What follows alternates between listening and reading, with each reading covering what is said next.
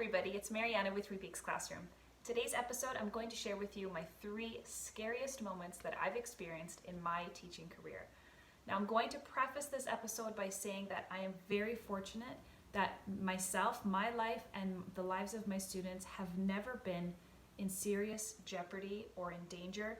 My heart truly goes out to all teachers, school staff, and students who have dealt with unimaginable, unspeakable trauma and danger at their sites. Now, before you go ahead and judge me on the 3 scariest moments that I've had in my teaching career, I just want you to know that everything turned out okay in the end, and that these experiences have taught me a lot. And at the end of the episode, I'm going to share with you what I've gained from all of these experiences.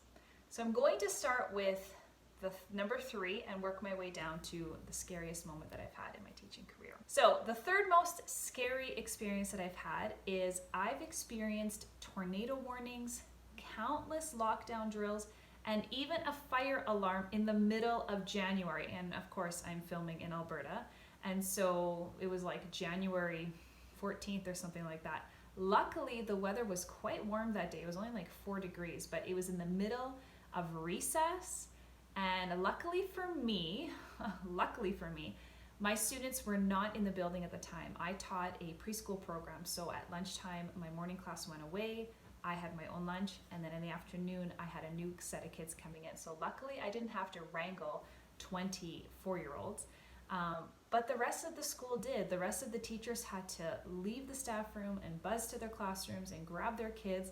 It's 4 degrees outside. It's a legit fire alarm. Nobody had any clue what was going on. You know, we all ran outside. There were 8 fire trucks that came by really quickly, by the way, so props to the fire department for that. And it was really scary. We had no idea what to do. We were actually caught very unaware because, you know, we practice fire drills all the time and they're pretty standard procedure. But in that moment in January, during the middle of the day, we didn't know what was going on, and there were talks of evacuating to the school nearby and heading to their gym and you know, talking to the principal and stuff. At the end of the day, or at the end of the situation, I should say, it all turned out okay. It actually was a teacher, first-year teacher. It was only her like 3rd day on the job. She wanted to do something extra special for her students, so she lit a sparkler. And her classroom was in a portable at the time, and the sparkler let off so much smoke that it caused the entire fire alarm system in our school to go off. But you know, it was scary. It was scary because we had no idea what was happening. We had no idea what was going on. So that was scary. A tornado warning. I have experienced a tornado warning, which is not very common in the middle of the day. It was right at the end of the day. It was like 10 minutes before the bell rang. Again, I was teaching preschool at the time, so luckily my students were gone already because we always let out like 15 minutes before the rest of the school. But a tornado warning, again, we never practiced tornado drills here in Alberta, and so we had no idea what to do. And so we found out later that our procedure for handling a tornado warning was incorrect. And what our school did incorrectly is we all went and bunkered in the gym. And that is not something that you should do. We know, as you know, individuals, when you're living at home, when you have a tornado warning, you should find the lowest point, or you know, brace yourself in a doorway or things like that. In a school, it's very similar to that. So you should brace yourself in closets or in doorways and things like that, but not in a very wide open gym. So that was quite scary. I've also dealt with a lockdown, a soft lockdown, where there was a suspect in the area that was armed, and my school at the time was in a residential area, and so the police were all around trying to find the suspect. And so it turned into a soft lock. It was started out as a soft lockdown, but it was at the end of the day as well. And so we needed to figure out a way to get these kids home. And so for the time being, we stayed in our school, we stayed in our classrooms like everything was fine. But then the police came by and told us that we can do hand-to-hand exchange of students. So if a parent came to the door, we were able to pass along their child. But some kids had to walk home, and some kids walked across the field. And so we had to form a line across the field and watch as students walked from the school to their house, and we had to make sure that they all got home safe. Again, police were kind of in the area. They knew where the suspect was, which is why we were able to to proceed that way very cautiously. But yeah, those scary moments, you know, fire drill, a legit fire alarm going off, tornado warning, and a lockdown. All of those were scary because they happened kind of earlier in my career, but most of those situations were out of the ordinary. So things that we have not experienced and things where we were caught off guard. And that was quite scary for me as a teacher. Now, moving into the second most scary experience in my teaching career has to be with a parent, unfortunately. I dealt with an extremely unruly parent in my first year of teaching, and there's a backstory to this, and I did not handle the situation correctly. I made the mistake of dealing with this parent on my own, and looking back now, and I'll share my wisdom later in the episode, but looking back, I should have stopped the situation and I should have called for support from admin. So basically the situation, what happened was I had a child who hadn't attended the program for over a month. It was drawing towards the end of the year. We had a end of the school year field trip planned, but the student didn't have any field trip form signed, but showed up on the day of the field trip, and the parent didn't have a signed permission form. And through a conversation with this parent, the parent yelled at me, the parent made me cry, the parent belittled me, made me feel like I wasn't up to snuff, or I wasn't up to being a teacher. And it was scary. It was scary because I was alone with this parent in the classroom, and he was yelling, and it really shook me. Mostly because I had never experienced it before, and now looking back, I know that that's not right, and I should have called for help. I should have paused and called admin right away, or at least sought assistance, but I didn't. I wanted to try and handle the situation on my own because I was a first year teacher. I didn't want to seem like I couldn't handle it. And my advice to you, if you are in your first year, or if you have yet to experience an unruly parent, just know that your admin is there to support you. They are there to help you, and that is something that I wish I had realized a lot sooner than that. And actually, when I debriefed with this, with my admin afterwards, they felt really bad for me that I felt like I had to deal with it on my own. So I felt incredibly supported from my admin, and I wish that I had reached out to them sooner than that. But there's a long story to the whole situation and what necessarily happened, but it was really uncomfortable for me because after he had finished,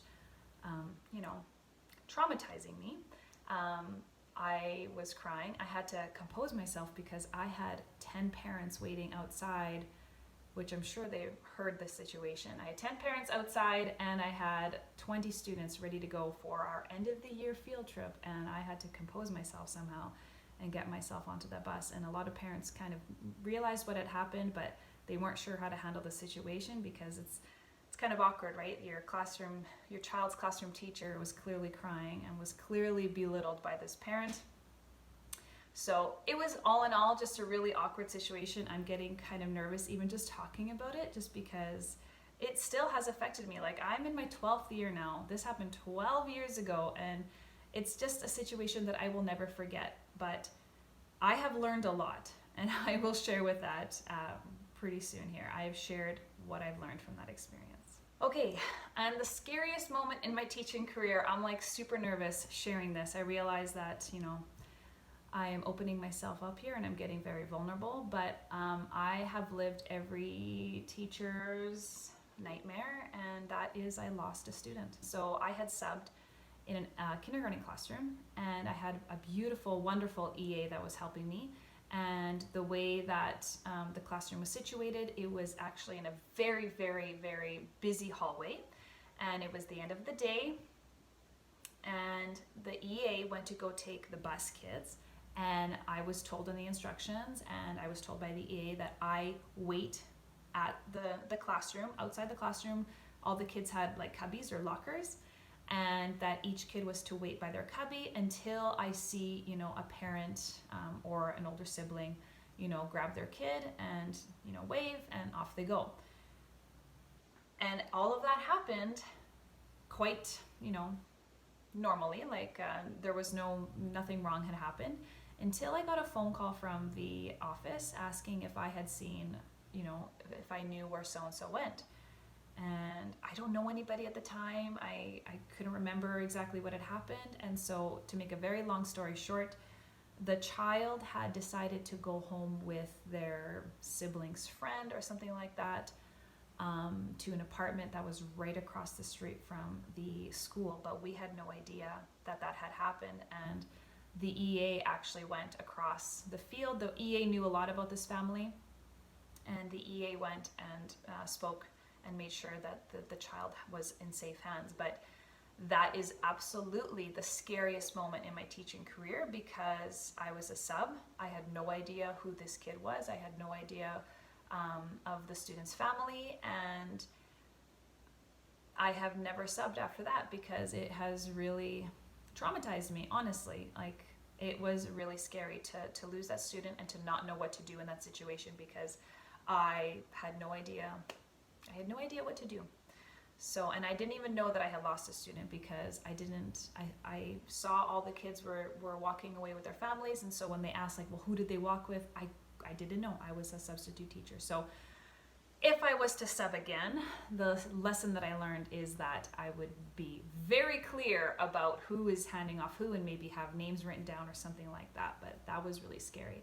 What I've learned from these experiences, first and foremost, is how to handle myself. And I have learned how to handle myself in front of unruly parents, the language that I need to use to calm a parent down, to support myself, to really stand up for myself and my professional choices. I am not as timid as I once was, maybe in my first year. And it has a lot to do with these hard situations that I've been in. I have these experiences now that I can draw on. I've had difficult situations with students, with parents. I've had to navigate unsupportive admin or unsupportive EAs.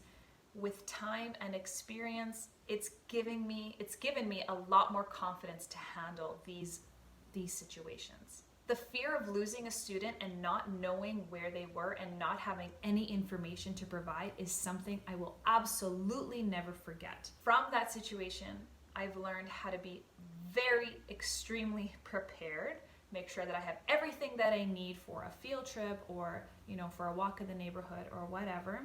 And I even do triple head counts. Triple, you guys. I know that sounds like, overkill, but I do triple head counts for this exact reason, because I have gone and I've been in that situation where I've lost a student. And let me tell you, those feelings are so scary, and they still keep me up at night knowing that that's happened to me, and it will never leave. Finally, the last thing that I want to say before I wrap up this episode is that if these situations have ever happened to you, or if you're worried about them happening to you, I want you to know that you will survive. I have survived. It will all be okay, but you absolutely can learn from my mistakes.